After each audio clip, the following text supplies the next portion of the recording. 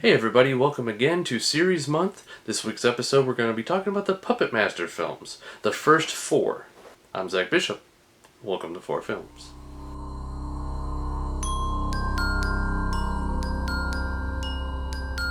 So the story of the Puppet Master begins as a fella named Andre Toulon steals the secret of the ancient Egyptians how to reanimate objects, basically bringing the dead back to life, but in a different form.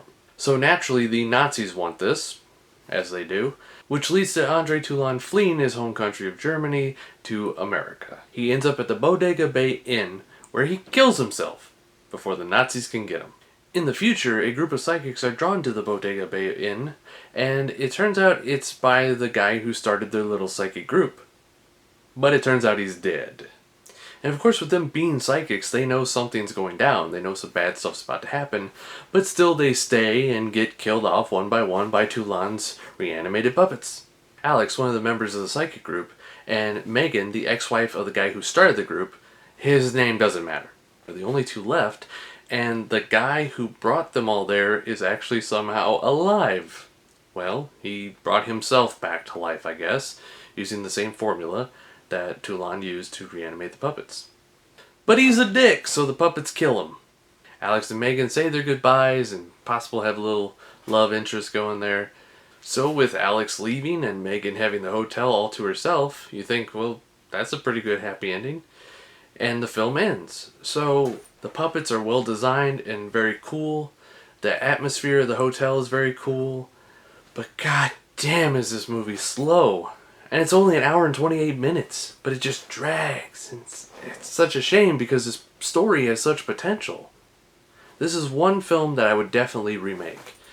Of course, as long as the puppets and the hotel stay basically the same. So let's see what happens next in part 2. So what's one of the first things you learn about part 2? Well, good old Alex, our main character from the first film, he went crazy and is in an asylum. And Megan, what about her? She was a sweet girl and there was a love thing going on between them a little bit. So what happened to her? Well, her brain was pulled out through her nose. So she's dead. And that's probably because the puppets bring Toulon back to life right at the start of the film. So you can assume that he had her killed. But none of this is going to make sense when we get to the third film. Just remember that. So while this film does continue the story in terms of now there's a group of paranormal investigators sent by a branch of the government to investigate the hotel and what happened. Okay, that's actually cool. But despite this film being an hour and 24 minutes, it's still so slow.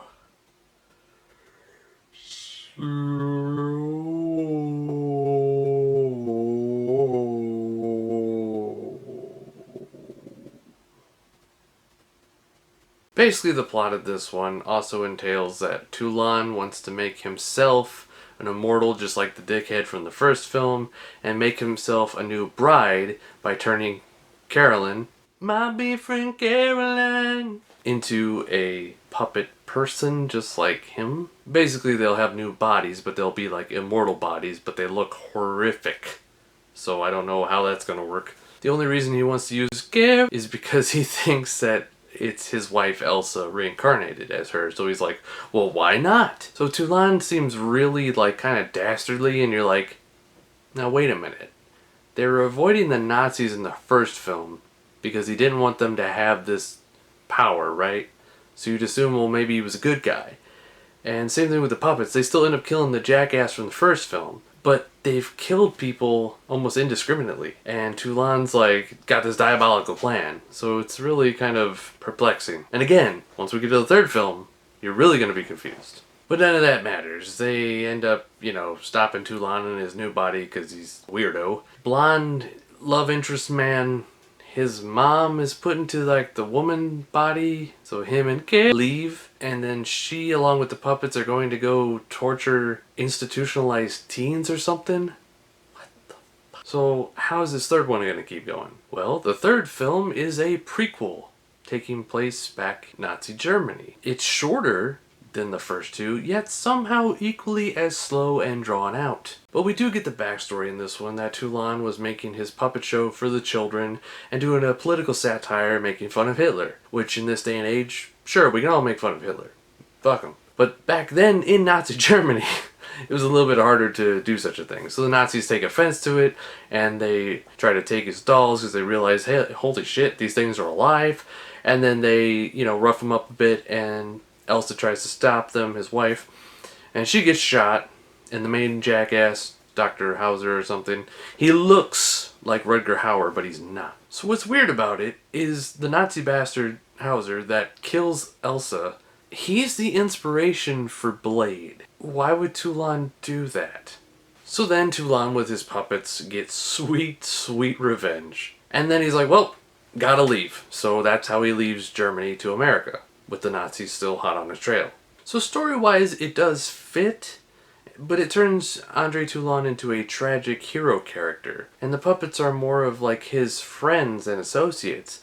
So it really makes you wonder, well, if they were so good, what the hell happened?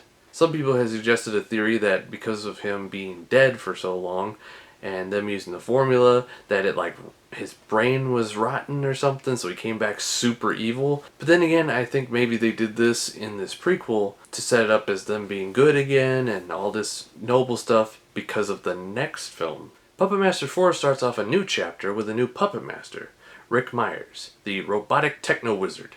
So in this film, a demon from another dimension is mad that Andre Toulon stole/knows the formula to reanimate things, and because he's so pissed about it, he sends these puppet totems, which are really cool looking, to go kill him and basically anyone who knows the formula and about the puppets. And while this one is around the same length as the other films, it does feel a bit shorter. Now, does it still drag in places? Yes.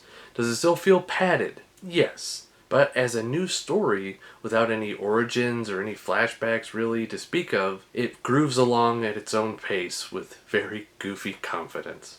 I mean, they have a laser fight, for God's sake. So it may be some sort of horror blasphemy, but I really do like this film the best out of all four. I just feel like they had more of a direction, more of a point. There's, a beginning, a middle, and an end. Feels like a new story with a good direction. And since I like it so much, let's get to the ratings, shall we? Puppet Master 1.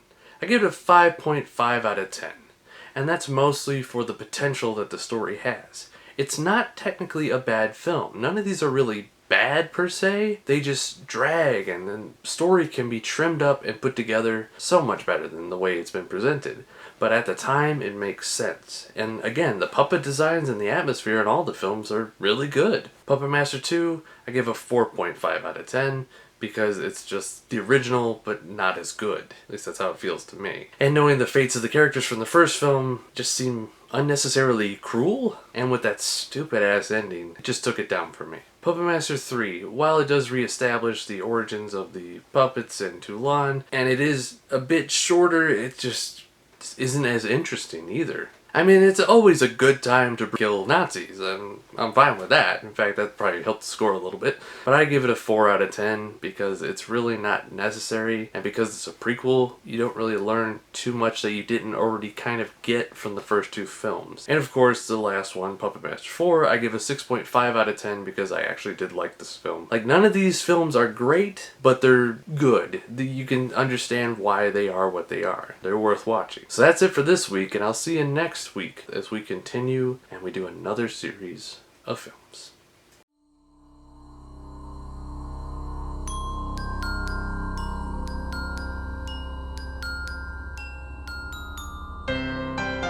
Mr. T, we can talk about this.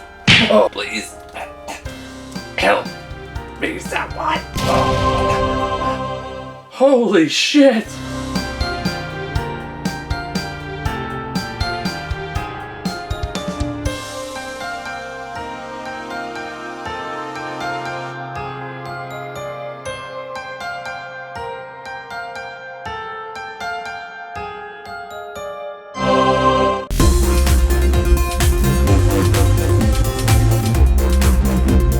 See guys, I knew that we could get along. And I'm the Puppet Master now.